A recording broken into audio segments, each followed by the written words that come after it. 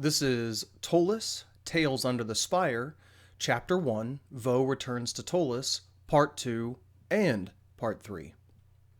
Vo pocketed her coins and walked away from Inleos's cart. She only made it a dozen strides when a human woman in loose-fitting robes approached her. "Excuse me." The woman held up her hand non-threateningly and stopped a stride away from Vo. "Are you friends with the little gnome there? If someone thought he was breaking the law, would you assist them in bringing him to justice?" When the woman stopped her, Vo just smiled, but the question hit her like a ton of bricks. Sure, she was an acquaintance of his, but she didn't know a whole lot about him, especially since she had been gone for a year. "I guess I would have to hear what the charges are, and if he truly did something wrong, we would have to see what the punishment would be for such a crime." The woman nodded. "My name is Sala. As I'm sure you're aware, it is illegal to make your own magic items in Ptolus by order of the Dreaming Apothecary. I believe your friend is making the magic items he sells." Sala stopped to judge Vo's reaction, then continued. "I will gladly pay you to do nothing but observe him and bring any damning evidence straight to me." Vo asked, "Sala, I thank you for your thoughts on the matter. Who is it that hired you to give this information?" The woman sputtered a bit, flustered as she tried to answer Vo. "Oh, well, no one has hired me.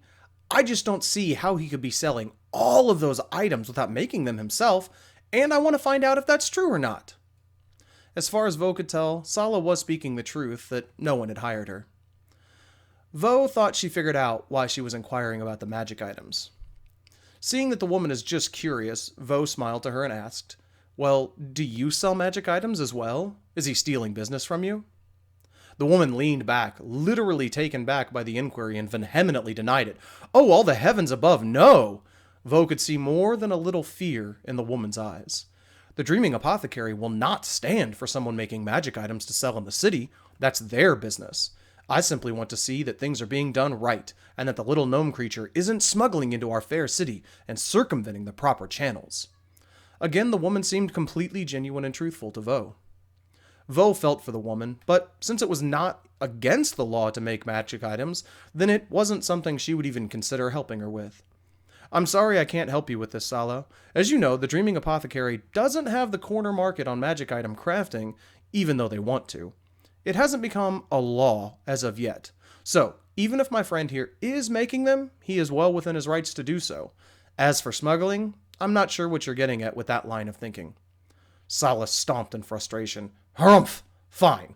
We will see what happens to your tiny friend after they come down on him." Then she rushed away in a tizzy. Vo watched the woman go with a shrug of her shoulders, and she gave a little giggle at the thought of the Dreaming Apothecary coming down hard. Inleos would have to watch his back indeed. A thought came to her, though, before Sala was out of sight, and she called to her. "Sala, I will look into your claim. Where can I find you to give my report?" The woman stopped and turned, then started to turn and walk away once more, then stopped again and turned around with a glower on her face. She stared at Vo for a moment, then stomped back over near her. "You better not be wasting my time, young lady," she scolded in a motherly fashion, trying to put the edge of a threat in her voice. "Certainly not Danbury's, where that one spends much of his time. No, I prefer the Ghostly Minstrel. You may leave any message with Telleth, the last there. You may telleth her anything, and she will relay." Sala chuckled at her own joke with a small smile.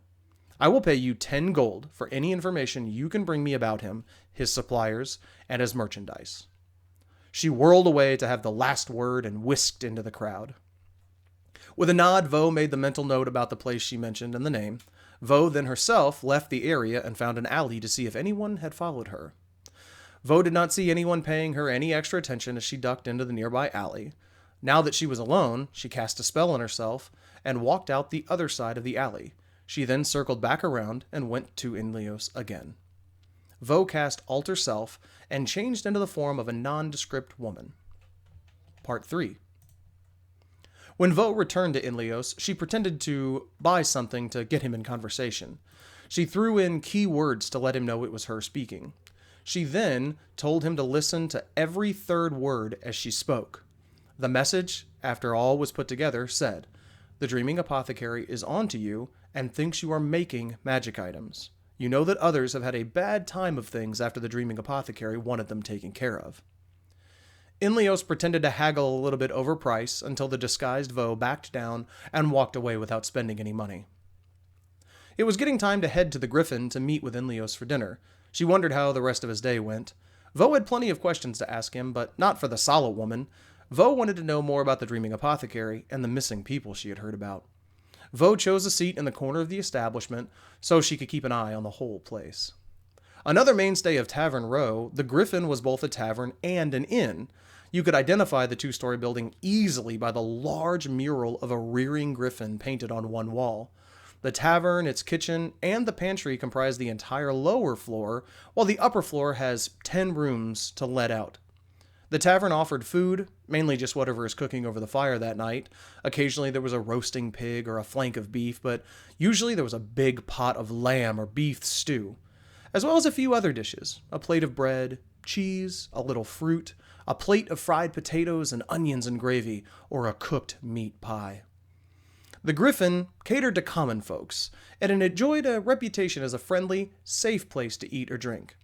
It avoided the sinister associations of such places as the Onyx Spider, and it avoided the adventurous nature of establishments like the Ghostly Minstrel.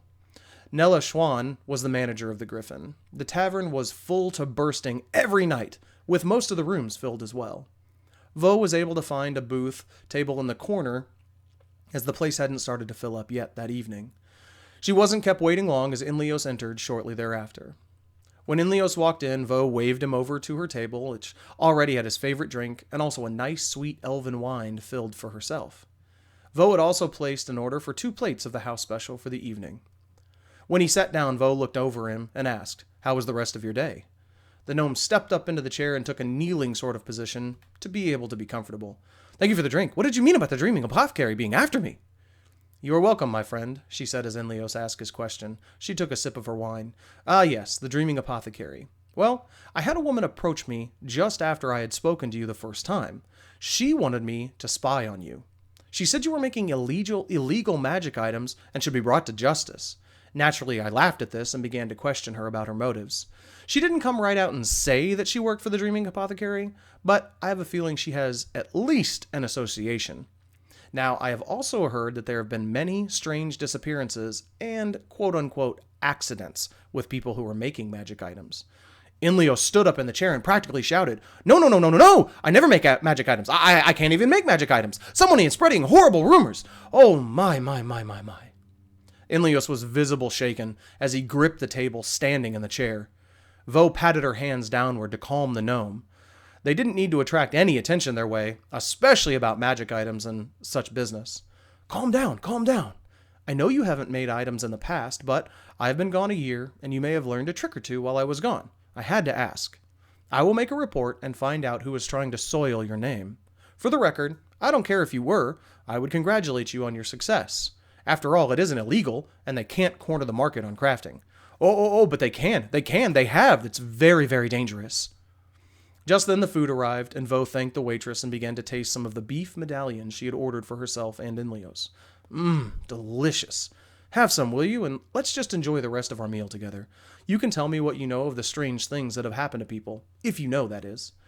The gnome finally calmed down when the food arrived and picked at it as he explained basically what Vo had already heard. Anyone making and selling magic items in Ptolus seemed to disappear. The Dreaming Apothecary organization had a monopoly on selling new magic items. Several places, like Myrith Toonweaver, owner of Myrith's Oddities, were allowed to sell items which they simply purchased from others. The Delvers going beneath the city found a lot of things which they sold, and no one seemed to have an issue with that. He had never heard of Sala when Vo gave the name of the woman. Vo nodded and gave acknowledgement to what Inleos was saying, and then they talked about the stuff that had been happening. Finally, when he was done explaining everything to her, she told of her adventures away from the city and the things that she had learned along the way. "So, what will you do with the knowledge that they are after you? What can you do, or can someone do for you? Will it even help if I send a message that you aren't making magic items? Why would they even think that you are, anyway?" Good question. I never heard of anyone scouting for me. People just disappear or die. If you please, yes, tell this woman that I am not making magic items. Please tell her for me. With the meal finished and paid for, Vo gave the little gnome a hug and told him that she will do as he asked. might I suggest a little vacation if you can. Lay low for a little bit, or if you want to stay selling to show that you're innocent, I guess that would work as well. For now, I'm going to take my leave, but I'll be getting back in touch with you at a later time. Farewell, my friend. When she left the place, she strolled on over to the ghostly minstrel and sought out Tellith. That's the end of part both 2 and 3. I combined those because they were both pretty short sections. If you want to read those, there's a link down below. And if you want to support me on Patreon, that's great. I'll be releasing one of these audiobooks, podcasts, I hesitate to say dramatic readings, but I'm trying to do that every Tuesday. We'll be sharing them right here on my YouTube channel. And if you aren't a member of the ptol.us website yet, I'm unofficial and not affiliated with Monty Cook Games, but this campaign that I'm reading from is a play-by-post campaign we started back in 2017. So I've got a lot of content that I'll be sharing. You'll be hearing a lot of NPCs and locations in the Ptolus city by the Spire. Absolutely, in my opinion, the best urban campaign ever created. So follow here if you're interested in hearing more of these. And if you have any questions, please post them down below. I love hearing from you folks and letting me know what's going on, what you think, what I can do better, what you'd like to see and hear. So until next time, I pray that you stay out of the shadow of the Spire.